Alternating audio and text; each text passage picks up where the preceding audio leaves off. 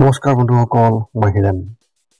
আজি আপোনালোকক এই ভিডিঅ'টোৰ জৰিয়তে আগবঢ়াইছোঁ যে আপোনালোকৰ এই 2025 বৰ্ষৰ এই মাহটোত মিথুন ৰাশিৰ ব্যক্তিসকলে কেনেধৰণৰ ফলাফল লাভ কৰিব তাৰে সম্পূৰ্ণ তথ্য আপোনালোকক এই ভিডিঅ'টোৰ জৰিয়তে আগবঢ়াইছোঁ, যাতে আপোনালোকৰ সঠিক তথ্য লাভ কৰিব পাৰে। প্ৰথমে মোৰ এই চেনেলটো আপোনালোকে ছাবস্ক্ৰাইব কৰি থ'ব, যাতে মোৰ পিছৰ ভিডিঅ'বিলাক আপোনালোকে সহজে লাভ কৰিব পাৰে। লগতে মোৰ ভিডিঅ' যদি ভাল লাগে তেন্তে লাইক আৰু শ্বেয়াৰ কৰিব, কমেণ্ট কৰি আপোনালোকৰ মনোভাৱ প্ৰকাশ কৰিব। এতিয়া আহোঁ মূল বিষয়লৈ। আজি আমি জানিম এই 2025 বৰ্ষৰ এই মাহটোত সম্পূৰ্ণ ৰাশিফলৰ বৰ্ণন। আমাৰ সকলোৰে মনত এটা কৌতূহল আছে যে আগন্তুক মাহটো আমাৰ বাবে কেনেকুৱা হ'ব। বহু ধৰণৰ প্ৰশ্ন আমাৰ মনত উদয় হয়, যেনে ব্যৱসায় বা চাকৰিৰ ক্ষেত্ৰত অগ্ৰগতি হ'বনে নহয়, বা কিবা নতুন প্ৰত্যাহ্বানৰ সন্মুখীন হ'বলগীয়া হ'ব নেকি, এনেধৰণৰ বহুতো প্ৰশ্ন। সেয়েহে আপোনালোকক এই ভিডিঅ'টোৰ জৰিয়তে ৰাশি আৰু ৰাশিফলৰ ওপৰত ভিত্তি কৰি ৰাশিফলৰ ওপৰত বিভিন্ন গ্ৰহ আৰু নক্ষত্ৰমণ্ডলৰ প্ৰভাৱ আৰু গতিবিধিৰ বিষয়ে অধ্যয়ন কৰিছোঁ। এই কথা মনত ৰাখি আমি আপোনালোকক এই 2025 বৰ্ষৰ এই মাহটোত ৰাশিফলৰ মতে সঠিক মূল্যায়ন কৰিছোঁ, যাতে আপোনালোকে সেই অনুসৰি প্ৰস্তুতি চলাব পাৰে। আপোনালোকে এই ভিডিঅ'ত আপোনালোকৰ পৰিয়াল, আৰ্থিক, কেৰিয়াৰ, শিক্ষা, প্ৰেম আৰু স্বাস্থ্যৰ লগতে আৰু বিভিন্ন তথ্য আপোনালোকে এই ভিডিঅ'ত লাভ কৰিব। ইয়াৰ দ্বাৰা আপুনি জানিব পাৰিব যে আপোনাৰ ৰাশিফলৰ অনুসৰি কি কি প্ৰস্তুতি চলাব লাগিব। গতিকে আপোনাৰ ৰাশিফল অনুসৰি প্ৰস্তুতি চলাওক। অৱশ্যে আপোনালোকক এইটো জনা উচিত যে এই ভিডিঅ'টোত দিয়া যি তথ্য, এই তথ্য কোনো ব্যক্তি হিচাপে নহয়, ৰাশিফলৰ ওপৰত হোৱা যি প্ৰভাৱ, সেই প্ৰভাৱৰ বিবেচনা অনুসৰিহে এই ভিডিঅ'ত উল্লেখ কৰা হৈছে এই সকলোবোৰ তথ্য। গতিকে এনেদৰে আপুনি আপোনাৰ জীৱনত ঘটিব পৰা সকলো কথাৰ তথ্য লাভ কৰক। গতিকে কোনো পলম নকৰাকৈ এতিয়া আমি এই 2025 বৰ্ষৰ এই মাহটোত যি ৰাশিফলৰ বৰ্ণন, সেই ৰাশিফলৰ বৰ্ণন আপোনালোকক আগবঢ়াইছোঁ। সৰ্বপ্ৰথম পাৰিবাৰিক জীৱনৰ ক্ষেত্ৰত এনেধৰণৰ, আপোনাৰ পৰিয়ালৰ কল্যাণৰ ক্ষেত্ৰত বৰ সহায়ক নহয় এই মাহটো।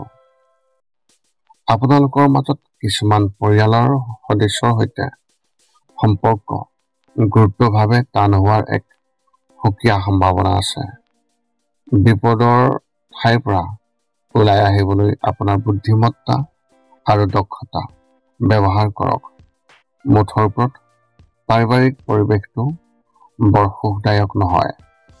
সদস্যসকলৰ মাজত সম্প্ৰীতি কতো দেখা নাযাব। এনে পৰিস্থিতিত শিশুৱেই প্ৰথম হতাহত হ'ব। তেওঁলোকৰ প্ৰতি বিশেষ গুৰুত্ব দিয়ক। আৰ্থিকভাৱে আপোনালোক সকলোৱে বৰ ভাল প্ৰদৰ্শন কৰিব নোৱাৰিব। আপোনাৰ খৰচৰ পৰিকল্পনা ভালদৰে থাকিব।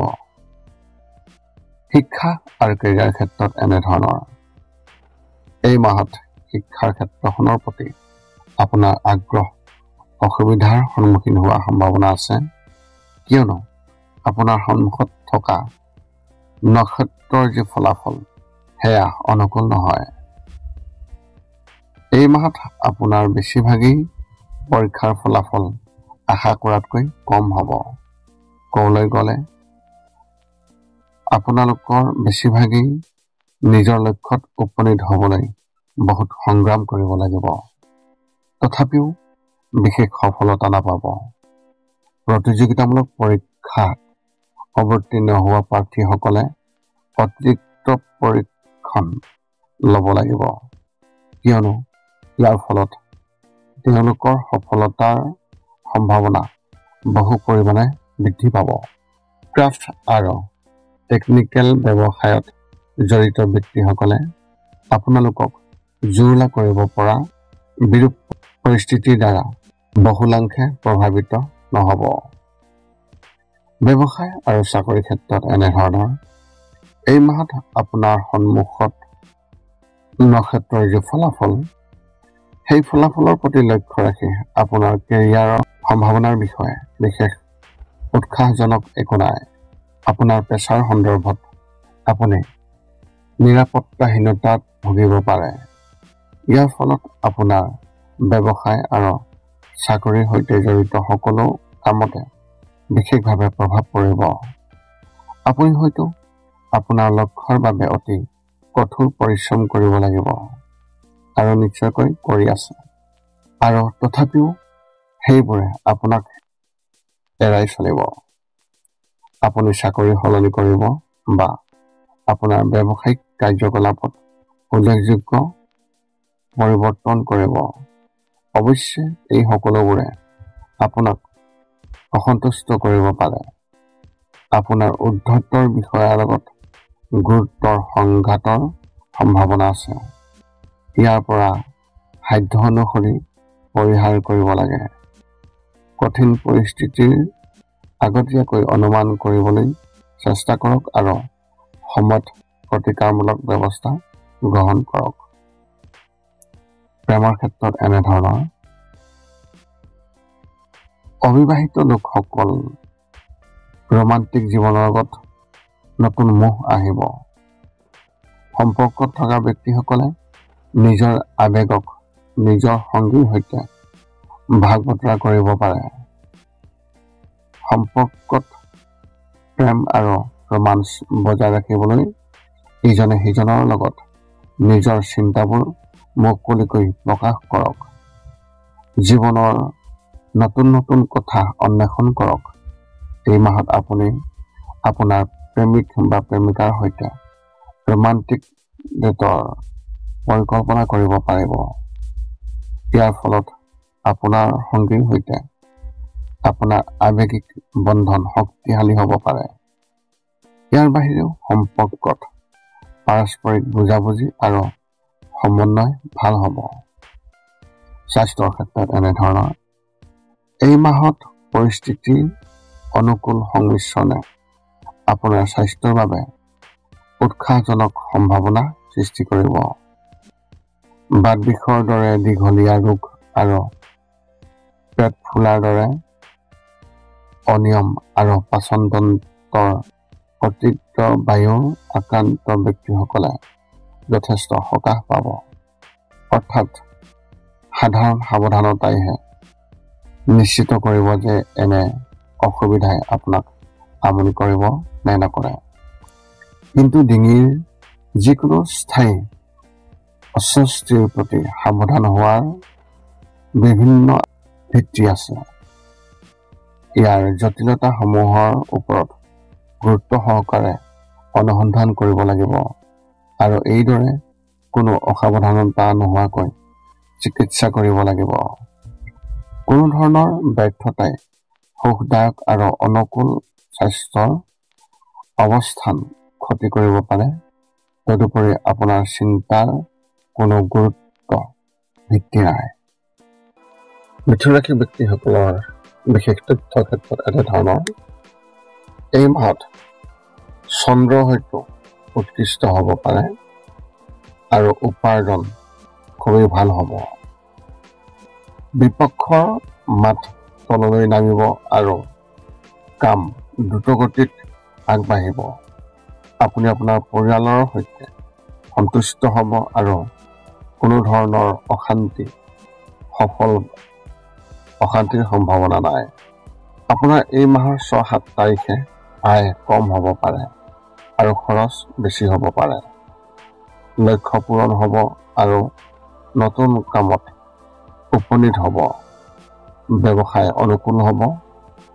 বন্ধুসকলে সহায় আগবঢ়াব আৰু বিবাহিত সংগীৰ পৰা আপুনি সুখ লাভ কৰিব। আপোনাৰ প্ৰেম সফল হ'ব। ল'ৰা ছোৱালীয়ে সহায় কৰিব লাগিব আৰু উপাৰ্জন খুবেই ভাল হৈ থাকিব। বিতৰ্কৰ পৰা আঁতৰি থাকিব লাগিব। এতিয়া আপুনি সকলো তথ্য লাভ কৰাৰ পিছত এই 5টা কাম কৰিবলৈ আপুনি যিমান পাৰি চেষ্টা কৰক। সৰ্বপ্ৰথমটো হৈছে আপুনি আপোনাৰ শৰীৰটো সুস্থ কৰি ৰাখিবলৈ দৈনিক যোগাসন কৰক, য'ত মূলতঃ 10 মিনিটৰ বাবে ওমকাৰ মন্ত্ৰ 10 মিনিটৰ বাবে কপালভাতি আৰু 10 মিনিটৰ বাবে অনুলোম বিলোম। ইয়াৰ লগে লগে আপোনাৰ শাৰীৰিক আৰু মানসিক স্বাস্থ্য একেবাৰে নিখুঁত হৈ থাকিব। 2 নম্বৰটো হৈছে ৰাতি শোৱাৰ আগতে নিস্তব্ধ আৰু নিৰ্জন ঠাইত 10 পৰা 20 মিনিট ধ্যান কৰিব লাগে। ইয়াৰ দ্বাৰা দুটা উপকাৰ পোৱা যায়। এটা হ'ল আপুনি ভাল টোপনি পাব আৰু দ্বিতীয়টো হৈছে পিছদিনা আপুনি সতেজ অনুভৱ কৰিব। ধ্যান কৰি থাকোঁতে মধ্যমীয়া শব্দৰ শান্ত সংগীতো আপুনি শুনিব পাৰে। 3 নম্বৰটো হৈছে প্ৰতি মংগলবাৰে পুৱা নিশ্চয় হনুমান চালিচা পাঠ কৰক আৰু হনুমান মন্দিৰ দৰ্শন কৰক, নতুবা আপুনি বিষ্ণু মন্দিৰ দৰ্শন কৰক।